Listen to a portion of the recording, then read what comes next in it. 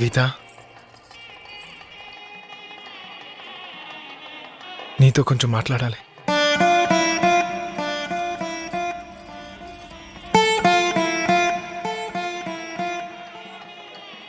ఇంకా నా ప్రేమ కొన్ని క్షణాలే మిగులున్నాయి. ఇప్పుడైనా నా గురించి ఒక్క క్షణం ఆలోచించకూడదు?